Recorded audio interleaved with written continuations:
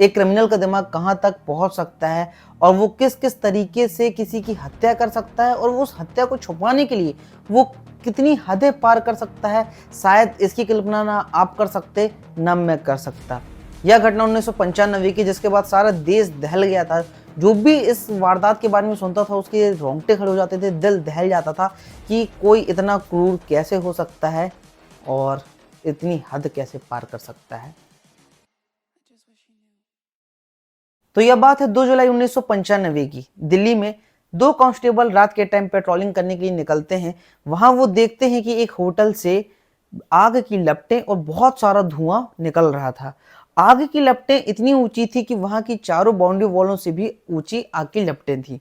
वो देख के थोड़े से डर जाती कि यहाँ कुछ आग तो नहीं लग रही है। वो दौड़ के जैसे जाते हैं तो होटल के गेट के पास उनको एक लड़का मिलता है और पूछने पर वो बताता है कि कुछ नहीं, हम यहाँ पे रद्दी और जो हमारे पॉलिटिक राजनीतिक जो पोस्टर थे, बैनर थे और होटल के जो कचरा है हम उनको जला रहे हैं। तो उस टाइम इतना ज्यादा मर्डर केस वगैरह नहीं हुआ करते थे, तो पुलिस वालों ने कहा चलो ठीक है, आप थोड़ा सा ध्यान रखें कि ये जो आग की लपटें हैं कहीं फैले ना, और वो आगे निकल जाते हैं। थोड़ी देर के बाद वो थोड़ा सा आगे गुजरते हैं तो चिल्लाने की आवाज आती है, आग आग करके। तो वो थोड़े से सोचने में पड़ जाते हैं, फिर उनको लगता है कि हाँ यही आग है। लेकिन एकदम से उनको कुछ जले टाइप से महक आती है, लेकिन यह कुछ लकड़ी कागज के जलने की नहीं, ये मांस के जलने की महक थी। तो उनको थोड़ा सा शक होता है, तो वो वापस दौड़ के जाते हैं और देखते हैं कि वहां का जो होटल का दरवाजा था, जो बाउंड्री का जो गेट था, वो बंद था। तो ये सपील कूद के अंदर जाते हैं।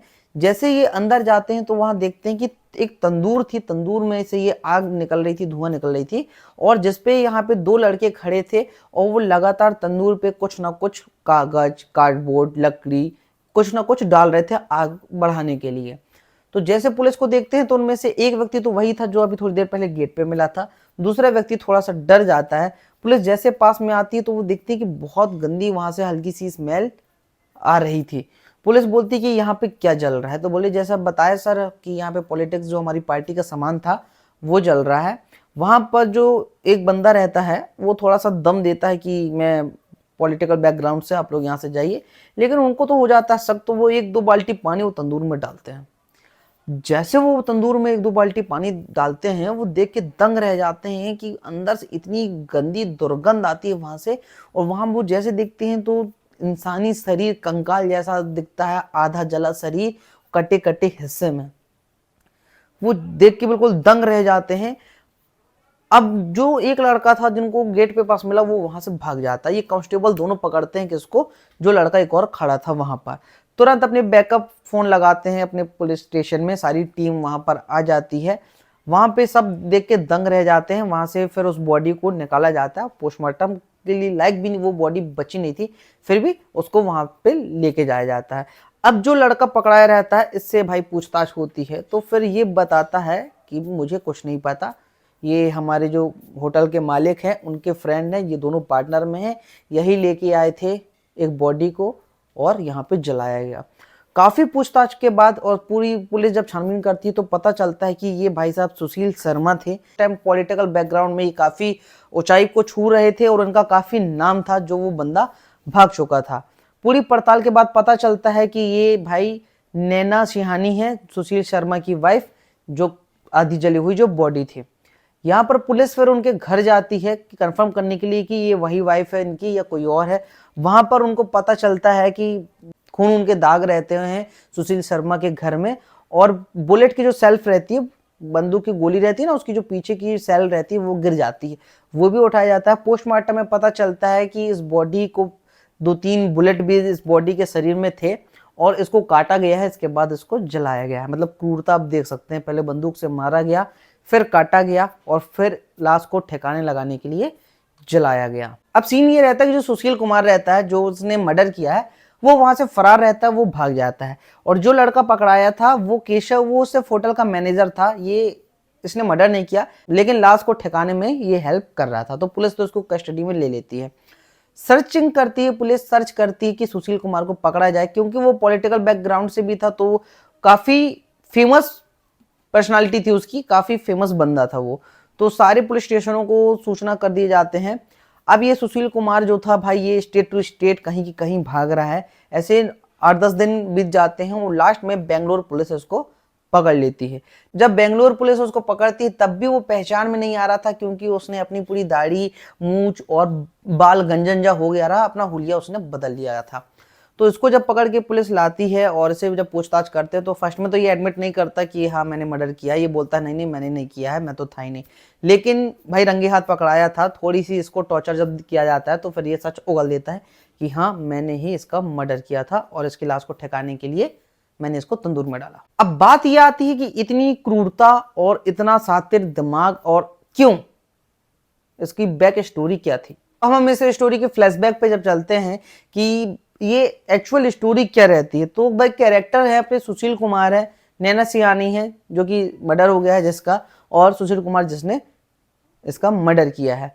तो कॉलेज के टाइम से ही ये लोग फ्रेंड रहते हैं और सुशील कॉलेज के टाइम से ही पॉलिटिकल पार्टी का ज़्यादा रहा, उसका इंटरेस्ट रहा पॉलिटिक्स में। साथ में एक इंटरेस्टिंग चीज़ और निकल के ये भी आती है कि नैना सिंहानी का एक बॉयफ्रेंड भी था जो कि था भाई मतलूब करीम नाम का एक व्यक्ति था। अब हम आते हैं इनके कॉलेज लाइफ में। कॉलेज लाइफ में सीन ये रहता है कि सुशील शर्मा कॉलेज के टाइम से ही पॉलिटिकल सपोर्ट में रहता है, इसको आगे चल के पॉलिटिशियन बना था, पॉलिटिक्स ज्वाइन करनी थी। वहीं नैना सिंहानी भी पॉलिटिकल बैकग्राउंड रखती थी, लेकिन जो मतलूब करीम था वो एक अलग ही थर्ड पर्सन था। यहाँ पर मतलूब करीम और नैना सिंहानी एक दूसरे से प्यार करते हैं, शादी करना चाहते हैं, बट इंटरकास्ट होने की वजह से ये लोग शादी नहीं कर पाते। मतलूब करीम की कहीं और शादी हो जाती है। उस टाइम नैना थोड़ी सी अकेला महसूस हो जाती है। इस बीच इनकी मुलाकात होती है सुशील शर्मा से और इन दोनों के बीच में थोड़ा सा अट्रैक्शन होता है, फिर इन लोगों के बीच में प्यार होता है और उनके बाद इनकी शादी होती है। लेकिन इंटरेस्टिंग बात ये रहती है कि सुशील शर्मा जिसका पॉलिटिकल स्टेटस काफी अच्छा था, वो एक यूथ लीडर था, तो उस टाइम उसने एक डिमांड ये रखी थी कि जो हमारी शादी होगी वो ऑफिशियली पब्लिकली शादी नहीं होगी। मतलब मैं तुमसे शादी करूंगा, हम दोनों साथ में रहेंगे, लेकिन ऐसा पब्लिकली किसी को पता नहीं रहेगा। मतलब सीक्रेटली इनकी शादी होती है, सब दोनों फैमिली परिवार रहते हैं, कोई रिलेटिव नहीं, कोई फ्रेंड सर्कल नहीं, दोनों की शादी हो जाती है और ये फिर अपने साथ रहने लगते हैं। ये बंदा यार सुशील शर्मा इतना पॉजिटिव था, इतना शक करता था अपनी बीवी के ऊपर कि वो उसको कहीं जाने नहीं देता था। खुद भले बाहर रहे, लड़कियों से बात करे, लेकिन वो अपनी बीवी को मारता था, पीटता था, उसको कहीं जाने नहीं देता था और पब्लिकली भी अपने रिश्ते को एक्सेप्ट नहीं करता था। मतलब सीक्रेट शादी भी कर लिया था और टॉर्चर भी उसको करता था। यहाँ तक कि घर के नौकरों को भी बोल के रखा था कि इसको देखते रहो, ये कहाँ जाती है, क्या करती है, ऐसा वैसा।